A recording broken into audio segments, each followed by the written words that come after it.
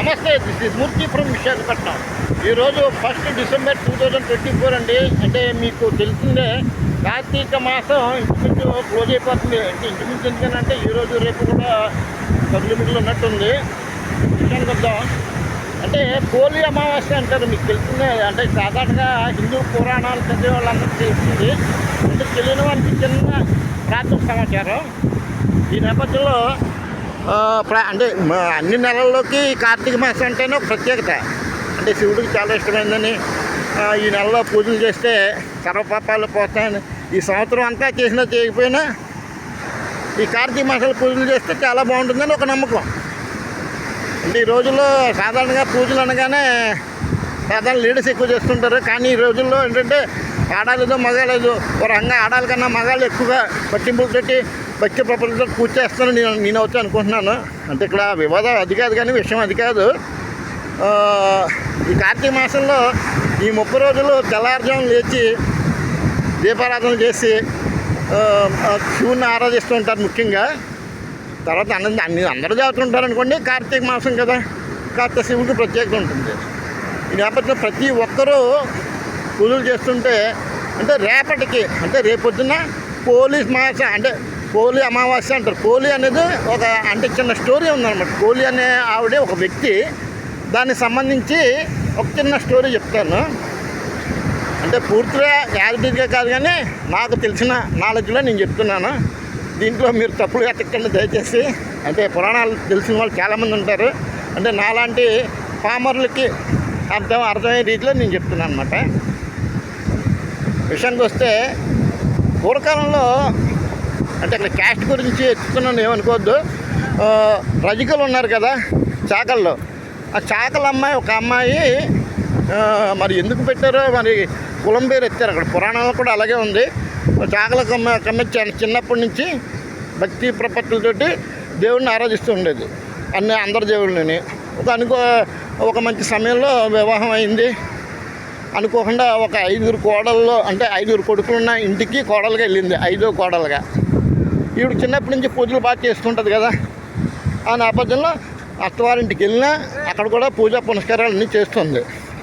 ఇక్కడ విషయం ఏంటంటే ఆ అత్తగారి ఫ్యామిలీ కూడా పూజా కృతులతో ఎక్కువ అంటే పేరుకి వృత్తి ఏదైనప్పటికీ పూజలు పునస్కారాలు బాగా చేస్తుంది. అంటే ఇక్కడ చిన్న విషయం గమనించాలి. సామాజికంగా జనరల్ ఇష్యూ కూడా తీసుకొస్తున్నాను ఇక్కడ. అంటే కోడల స్థానంలో నుంచి ఒక స్త్రీ అత్తగారి స్థానంలోకి వెళ్ళిన ఒక రకమైన ఈగోస్ ఉంటాయండి. అంటే మనిషి అన్న ప్రతి ఒక్కరికి ఈగో ఉంటుంది, చిన్నపిల్లాడికి కూడా ఉంటుంది ఈగో, అది అప్రస్తుతం. ఆ కోడలకి అంటే అత్తగారికి ఏంటంటే ఈమె చిన్నప్పటి నుంచి భక్తి అంటే కోడలు అంటే పోలి అన్న అమ్మాయి చిన్నప్పటి నుంచి పూజలు చేస్తాను కదా, అందరికీ పేరు అమ్మ పోలి అన్న అమ్మాయి బాగా పూజలు చేస్తుంది, పూజ అంటే అలా చేయాలి అని చెప్పి ఒక పేరు ప్రఖ్యాతులు అనమాట అందరికీ. అత్తగారింటికి వచ్చిన అదే పూజలు కంటిన్యూ చేస్తుంది. ఒక రకంగా ఆ అత్తగారికి ఒక రకమైన ఈర్ష్య వచ్చింది.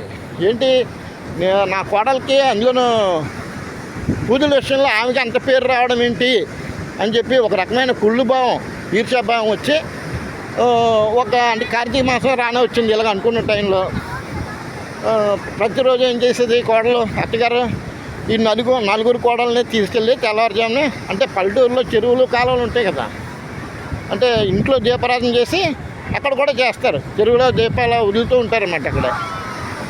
అంటే గంగానదికి హారతిస్తూ ఉంటారన్నట్టుగా అనుకోండి. ఈవిడిని అంటే ఇంటెన్షన్గా ఉద్దేశపూర్వకంగా ఈవిడికి భక్తిని దూరం చేద్దాం, పూజలు చేసుకోకుండా చేద్దాం, ఆ రకంగా పుణ్యం అనేది ఈవిడికి లేకుండా నాకే వస్తుంది పేరు అనే ఒక స్వార్థంతో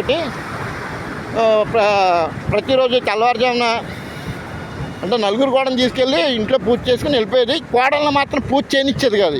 ఏదో ఒక పని అది చెప్తూ ఉండేది. ఇల్లు అన్న తర్వాత ఉమ్మడి కుటుంబం కదండి, చాలా పనులు ఉంటాయి కదా. ఇంట్లో పని అంతా ఈవిడికి చెప్పేది. మరి ఇప్పట్లాగా అత్తగారిని ఎదిరించే కోడలు అటువంటి సీన్ అప్పుడు ఉండేది కాదు కదా. అత్తగారు ఏం చెప్తే చేసి తీరవలసిందే, ఆర్డర్ దాటకూడదు. ఆ రకంగా ఆవిడ ఇంట్లో పని అంతా తెల్లారుజాము నుంచి చెప్పేసి వెళ్ళిపోయేది. ఈ కోడలు కూడా చేసేది ఏం లేక ఇంకా పూలు ఇవన్నీ తర్వాత ముందు అత్తగారు ఆర్డర్ ఇస్తుంది కదా, ఆ ప్రకారంగా ఆర్డర్ ప్రకారం పూజలు చేస్తూ ఉండేది. పని చేస్తూ ఉండేది. మరి చిన్నప్పటి నుంచి ఉన్న ఒక అలవాటు కంపల్సరీగా పూజలు చేయాలి. మార్కెట్లో చెప్తున్నాను, నేను వైజాగ్ మారతానని అవుతుంది కదా, మీకు తెలిసే ఉంటుంది. దానికి సంబంధించిన వేల మంది పాల్గొన్నారు. ఆర్కే బీచ్ నుంచి ఇటు రుషికొండ దాకా దానికి సంబంధించిన ర్యాలీ అన్నమాట ఇది.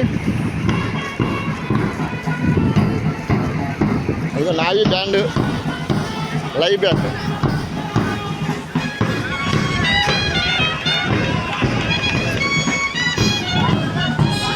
అంతేనండి, మీరు వైజాగ్ వస్తే బీచ్ రోడ్లో ఎప్పుడు ఏదో పండగ జరుగుతూనే ఉంటుంది, హడావుడి.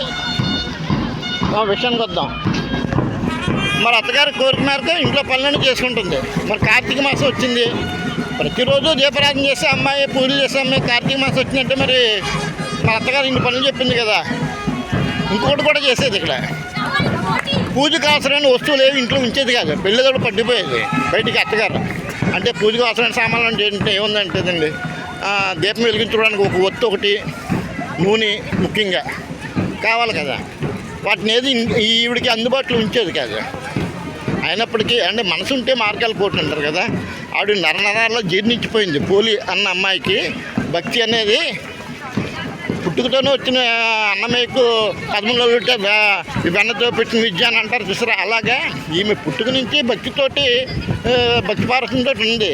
మరి ఎవరు ఎన్ని అవంతరాలు చేసినా తన ప్రయత్నం మానకుండా దొంగతనంగా, ఒక రకంగా చెప్పండి, అత్తగారు చెప్పకుండా చేస్తుంది కదా, ఏదో రకంగా పూజ చేయని ఉద్దేశంతో, సంకల్పం ఉంది కదా చేయాలని ఉద్దేశంతో తెల్లవారుజామున అత్తగారు కూడా మిగిలిన నలుగురు కూడా బయటికి వెళ్ళగానే వాళ్ళ పెరట్లో దూది చెట్టు ఉండేదట, పత్తి. అంటే మన దూదికి ఒత్తు ఉంటుంది కదా, ఒత్తు పత్తి కూడా చేస్తారు. ఆ పత్తి చెట్టు ఉండేది. గబగబా వెళ్ళి ఒక పత్తి నుంచి దారం తీసుకొని, ఆ దారాన్ని అంటే ఆ దారానికి మరి నూనె కావాలి కదా, ఆ నూనె బదులు మన నూనె కూడా అందుబాటులో లేదు. ఏం చేసేది, ఆ మజ్జిగ చిలక కొడతారు కదా, కవంతో మజ్జిగ కొట్టినప్పుడు వెన్నపూస వస్తుంది. ఆ వెన్నపూస ఆ కాటన్ నుంచి ఆ దూదికి ఆ కాడుకి రాసి, అంటే వెన్నపూస రాస్తే వెలుగుద్ది, మీరు గమనించండి. అంతే, నెయ్యి వెన్న నుంచి వస్తుంది కదా, తెలియదే ఉంది. రాసేసి ఇంకా ప్రమిదలు ఏం లేవు, ప్రమిద కావాలి, ఏం చేయాలా? అప్పటికప్పుడు మట్టితోటి చిన్నది ఒక చిన్న ప్రమిదలా తయారు చేసి, అది కూడా లేకపోతే కొనుక్కో నిమ్మకాయ తొక్క గిన్నె కింద చేసి అక్కడ పెట్టేదన్నమాట. దాంట్లో పెట్టి వెలిగించేసి మూల పెట్టి దండం పెట్టేసుకునేది. సీన్ కట్ చేస్తే ఇలా ప్రతిరోజు చేస్తుంది. నెలాఖరు వచ్చింది. మరి అంటే ప్రతిరోజు ఇవన్నీ చేసినా అంటే మరి కవర్ కనపడకుండా ఒక జిబ్ అంటారు, అంటే ఒక బుట్ట, మళ్ళీ ఎవరికైనా తెలుస్తుందేమో అని చెప్పి ఆ బుట్ట మూతెట్టేసేది. అంటే ఆ దీపం పక్క వాళ్ళకి ఎవరికి కనపడకుండా ఆ మూత పెట్టేయడంతో మూత పెట్టేసి 30 రోజులు పూజలు చేసుకుంది, బాగానే ఉంది. ఆఖరి రోజు వచ్చింది. ఆఖరి రోజు కంపల్సరీగా ఒకరోజైనా సరే గంగార్పణం చేయాలి. అంటే నదిలో దీపాలు వదులుతారంటారు చూసారా, అరటి డొప్పలు వదులుతారు, అరటి డొప్పలు వదలాలి. ప్రతిరోజు లాగానే ప్రతి కోసింది, వెనపూస రాసింది, దీపం వెలిగించింది, పూజ చేసింది, వదలాలి. ఏం చేయాలో అర్థం కాలేదు. నదికి వెళ్ళడానికి లేదు బయటికి. అప్పుడు వాళ్ళకి చాకల వాళ్ళకి బాణ అంటారు. బాణ అంటే పెద్ద కుండలా ఉంటుంది అన్నమాట, అంటే మన మంచినీళ్ళు కుండలాగా పెద్ద సైజు ఉంటుంది, దాన్ని బాణ అంటారు. అందులో వాళ్ళు బట్టలు నానబెట్టుకొని అన్నీ చేసుకుంటూ ఉంటారు. దాని నిండా వాటర్ పోసి అందులో మరి మట్టి తిప్పి ప్రమిద అయితే ఇది అయిపోద్ది కదా, మునిగిపోద్ది, పచ్చిది కదా.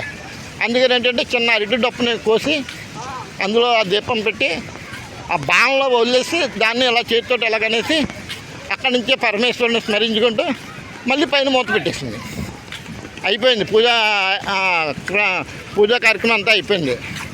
అంతే. ఇప్పుడు సప్త ఋషులు, ముక్కోడు దేవతలు, లేకపోతే పరమేశ్వరుడు, దేవదూతలు ఈ కార్తీక మాసంలో ఎవరు పూజలు బాగా చేశారో అని చెప్పి అనుకొని వాళ్ళ చూస్తూ వస్తున్నారు మన భూలోకంలో.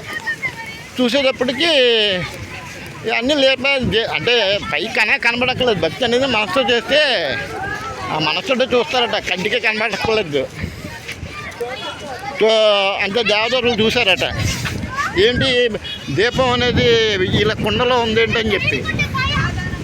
వాళ్ళకి అర్థమవుతుంది కదా ప్రతిరోజు ఈవిడ చేసే పూజ అంతాను అని చెప్పి పరమేశ్వరుడు భక్తి మెచ్చి ఆ పరమేశ్వరుడు ఏంటంటే ఈ దేవదూతల్ని ఈ ఈ అంటే పోలీస్ స్వర్గం అంటారు అన్నమాట. ఈ 30 రోజులు ఎవరైతే బాగా చేస్తారో వాళ్ళకి బొందులో ప్రాణం ఉండగానే బొందు స్వర్గం అంటారు.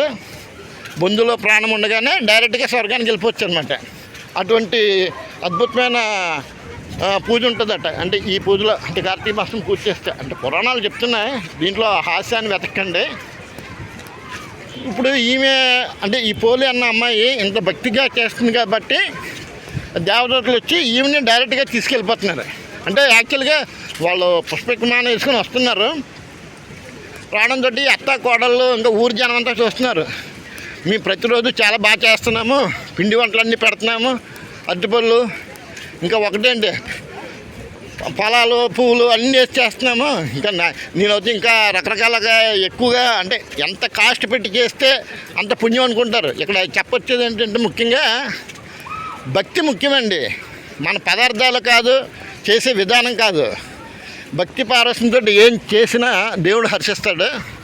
అంటే ఎవరికాలు అనుకుంటున్నారు, అత్తగారు కూడా అనుకుంటారు. నేనే కదా ప్రతిరోజు రకరకాల పిండి వంటలు పెట్టి రకరకాల పళ్ళు ఎక్కడి నుంచో తీసుకొచ్చి రకరకాల పువ్వులతో పూజ చేస్తున్నాను, నా కోసమే వస్తుంది ఆ దేవదూతల వెహికల్ అంటే పుష్పవిమానం అనుకుంటుంది. తీరా తీసుకొచ్చాక ఈవిడ మా ఇంటి అంటే అత్తగారు ఇంటి ముందు వాలింది అన్నమాట ఆ వెహికల్ వచ్చి. నా కోసమే అనుకుంటుంది ఆవిడ. ఎందుకన్నా తీరా వచ్చేటప్పటికి ఈ పోలి ఈవిని పిలిచి తీసుకెళ్ళిపోతున్నారు వాళ్ళు. ఇదేంటి నేను ఎంత చేశానని చెప్పి అయ్యో వెళ్ళిపోతుందని చెప్పి వీళ్ళందరూ కలిసి ఆ పోలి కాళ్ళు పట్టుకున్నారు. అంటే వీళ్ళు కూడా వెళ్ళిపోతారని ఉద్దేశంతో ఆ కాళ్ళు అలా ఊరు అంతా పట్టేసుకుంటున్నారు, పైకి వెళ్ళిపోతారండి వెహికల్ అంటే పోలి కాళ్ళు పట్టుకుని అన్నమాట. అప్పుడు ఆ దేవతలు కోపగించుకున్నారట, మీరు మనిషిగా చేశారు, మనసుతో చేయలేదు. మనసుతో ఎవడైతే దేవుణ్ణి ఆరాధిస్తారో వాళ్ళే స్వర్గలోక ప్రాప్తి పొందుతారు, శివ సాన్నిధ్యం పొందుతారు. ఎక్కడి నుంచైనా మీరు మంచిగా ఉండండి అని చెప్పి వారికి బుద్ధి చెప్పి కేవలం ఆ పోలి అన్న అమ్మాయి ఒక్క అమ్మాయినే పైకి తీసుకెళ్ళారట స్వర్గంలోకి. అంటే ఆ పోలి వెళ్ళింది కాబట్టి ఆ రోజు స్వర్గంలోకి వెళ్ళింది కాబట్టి పోలి స్వర్గం అని చెప్పి కార్తీక మాసం ఆఖరి రోజున చాలా భక్తి ప్రపత్తిలో చేస్తారు. ఈ నేపథ్యంలో పల్లెటూరులో ఉన్న వాళ్ళు అయితే కాలువల్లోనూ చెరువుల్లోనూ వదులుతారు అంటే లాస్ట్లో సెండ్ ఆఫ్ దీపారాధనకి. మరి పట్టణాల్లో ఉన్న వాళ్ళు ఏముందండి పరిస్థితి? ఇప్పుడు మాలంటారు పరిస్థితి ఏంటి అంటే కొంతమంది బీచ్లో వదులుతారు, అది వేరే విషయం. మరి అపార్ట్మెంట్లో ఉన్న పరిస్థితి ఏంటి? అందుకని వాళ్ళు ఏం చేస్తారంటే ఎలాగ పోలి చేసింది కదా, చిన్న బాణలాంటి కుండలో వదిలింది కదా లాస్ట్లో దీపారాధన, అలాగే వీళ్ళు కూడా ఒక చిన్న సైజు కుండల్లోనూ లేకపోతే బేసిన్ స్టీల్ బేసిన్లోను అటువంటి వాటిల్లో దీపాన్ని లాస్ట్లో సెండ్ ఆఫ్ చెప్తున్నారు. ఇది కాస్త ప్రొలాంగ్ అయింది స్టోరీ, అయినప్పటికీ మీ అందరికీ తెలియాలన్న ఉద్దేశంతో ఆ పోలి స్వర్గం అంటే ఏంటి, పోలి అమావాస్య రోజున ఎందుకు చేస్తారు అనే విషయాన్ని మీకు తెలియజేయాలన్న ఉద్దేశంతో ఈ చిన్న స్టోరీ చెప్పాను. ఇదండి విషయం. ప్రస్తుతానికి వస్తే ఇగో పక్కన సబ్మెరీన్, ఇగో సీ హెరియర్ మ్యూజియము, ఈ submarine sea aircraft museum, ఒక పక్కన మార్గం తెలుస్తుంది భారీగా. ఇంకో వాలంటీర్ సర్వీస్ చేస్తున్నారు వాటర్కి.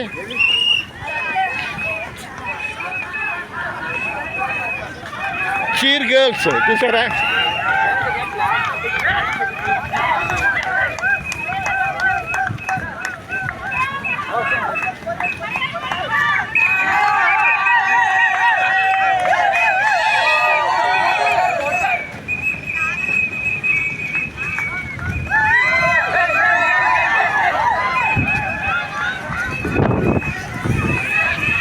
ఇక్కడ వాలంటీర్స్ ఏదో రాస్తున్నారండి. క్లైమేట్ చేంజ్ హమ్ మిల్లైస్ చూసారు కదా.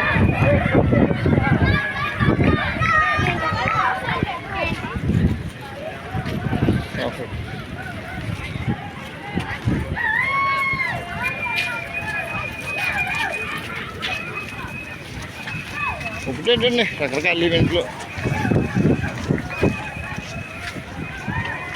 అదండి. పూర్తి రోజుతో మనకు వీడియోలో కలుస్తాను. సెలవు. జై హింద్. నమో నారాయణ వాసుదేవన. ఓం నమ శివాయ. హర హర మహాదేవ శంభో శంకర.